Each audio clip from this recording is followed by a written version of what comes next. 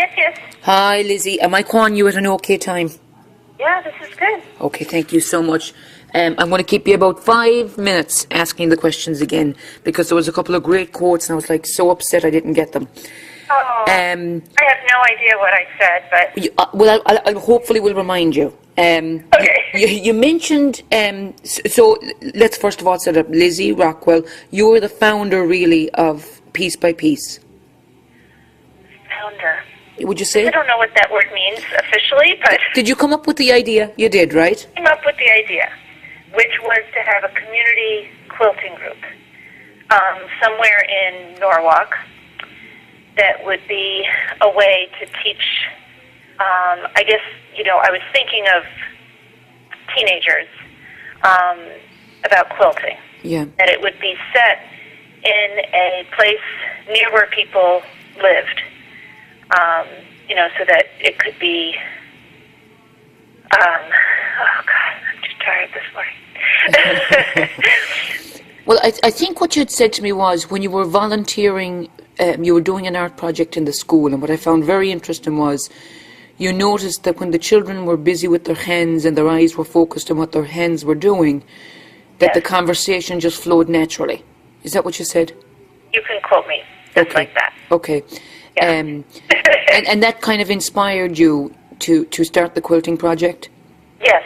And what brought I liked the aspect of both the long and kind of slow craft aspect of quilting, with Yeah. the hand quilting at the frame, along with the very improvisational, creative, visual aspect of it. Okay.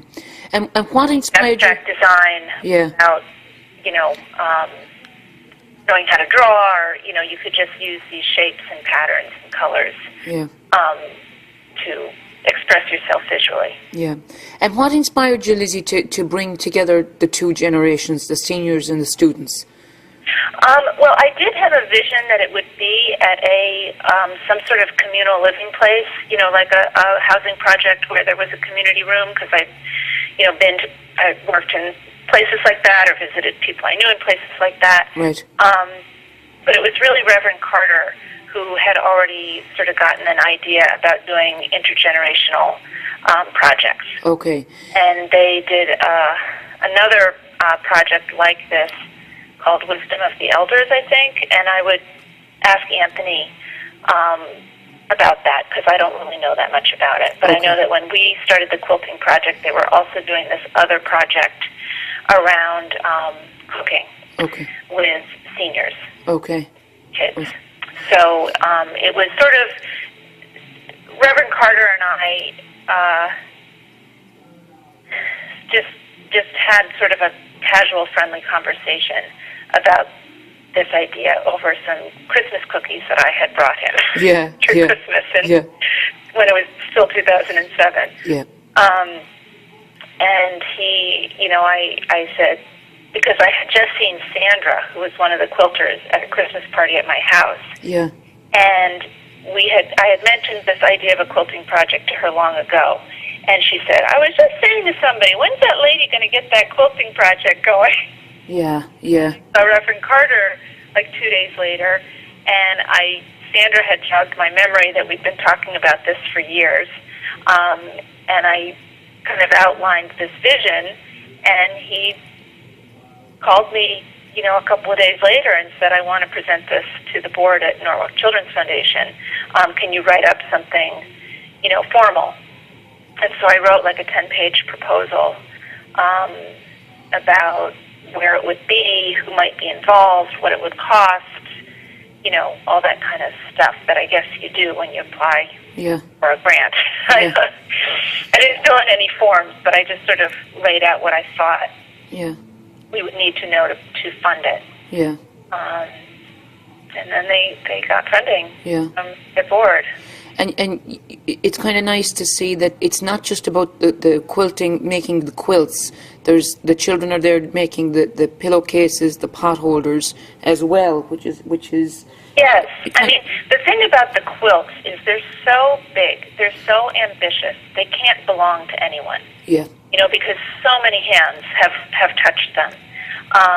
There will be some quilts that will have more of a design thrust from maybe one individual.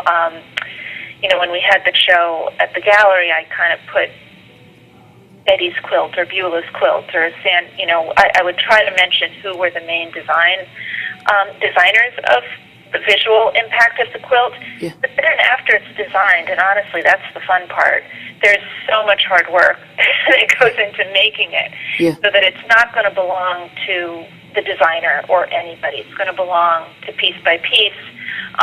So if we raise any money from it, it's going to go into the whole group, and if we donate it to the community. We donate it to some institution in the city. Right.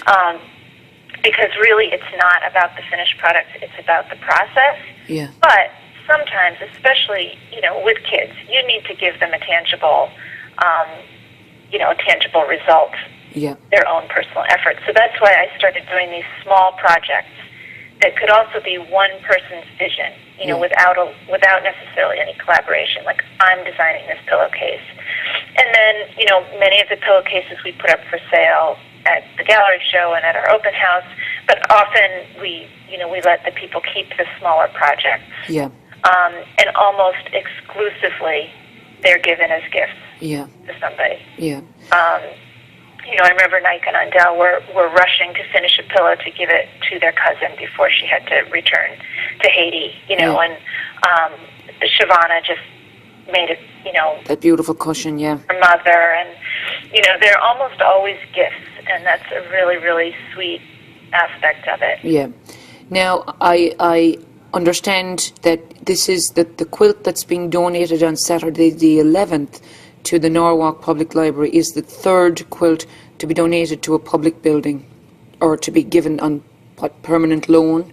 Permanent loan, yes. Okay. We have to be a little careful about the language there, because yes, it's permanent loan then. A little proprietary about the product. Right. And the first one was at Norwalk Community College. You called it the flagship quilt? Flagship quilt, yep. The second is at Stepping Stones, and it's the Growing Together quilt. Yep. And sorry. Remind me again. So that's Stepping Stones, and the one going to the Norwalk Library is the Norwalk Has Heart quilt. Norwalk Has Heart quilt. Okay, beautiful, beautiful. If people wanted, just mention though that the flagship quilt. Yeah. Did spend a year at Stepping Stones. Okay. That forged our very special relationship with Stepping Stones. And then Stepping Stones, you'd mentioned, had commissioned you to make that special quilt, and that was quite an involved quilt. Yeah, that took about a year and a half. Okay. And that was pretty intense for me, because I had never done a I'd never had a problem put in front of me to solve that was a quilt. Like, as an illustrator for 25 years, I've solved many of other people's problems. You're given a text, or you're given a concept, and you create visuals that are appropriate to what your client needs. So I'm used to doing that. I just never done it in fabric. Yeah. So, and with, hundreds of people helping me, so. Yeah. It's kind of a new challenge, but I think because I was a commercial artist, I was able to, greet the challenge, pretty eagerly. Yeah. And approach the two quilts we've done that are more thematic rather than just abstract design. Yeah. To approach them as commercial art, and posters that communicate something from across the room, which is why typography is a pretty big part of those posters. Right. Both posters, both quilts. Yeah. Because they do kind of act as posters of a message. Yeah. If people wanted to get involved with the piece-by-piece intergenerational quilting project, or if they wanted to donate something, be it money or machinery, what is it that you most need, and how should they give it? Oh, okay. Oh, that's a great question. Thank you, Lizzy. Thank you. That was a great question. I needed that. Yeah, that's a great question. They would go through the Norwalk Children's Foundation.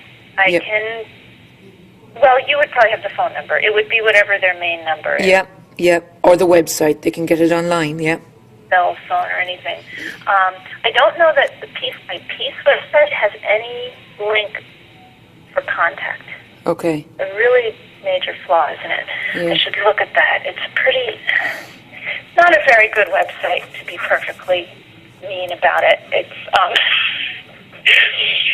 just want to take a look at it. I just sat down on my computer. You know, I did hop on. I did hop on to the website, and I think it shows the flagship quilt as a picture, and just gives a little brief history of Piece by Piece, and mentions that at some points there were 400 volunteers sewing quilts. You know.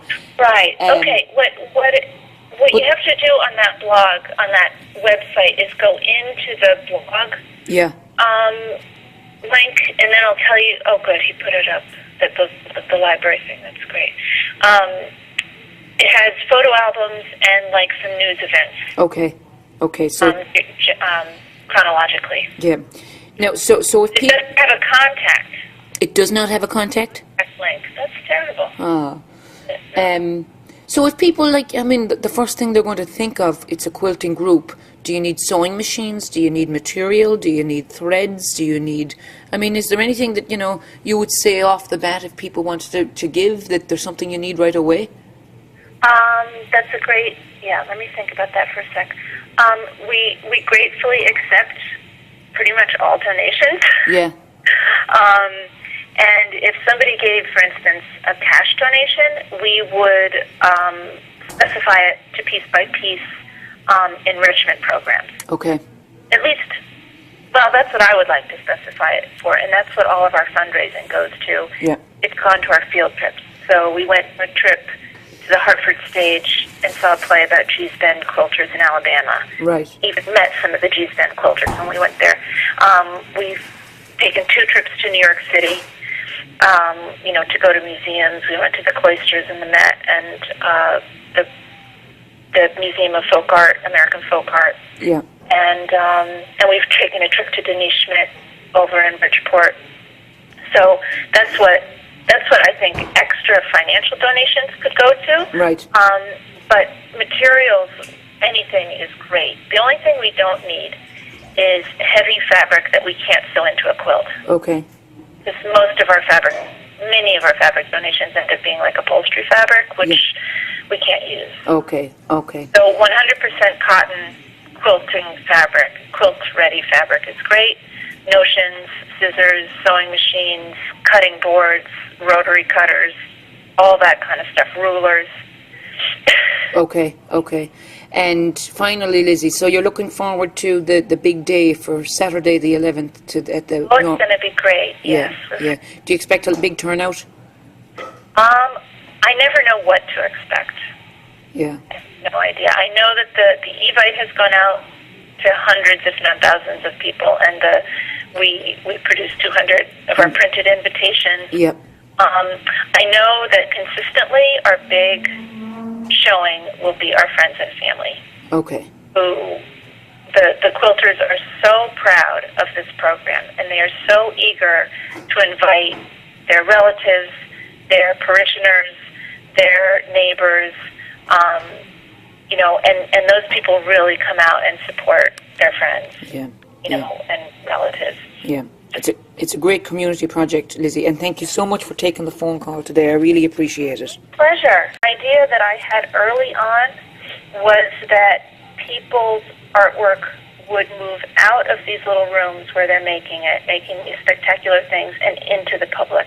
Yeah. Be seen on a bigger stage. Yeah. And that the creators would be recognized and admired for their craftsmanship and artistry and their civic spirit. Yeah.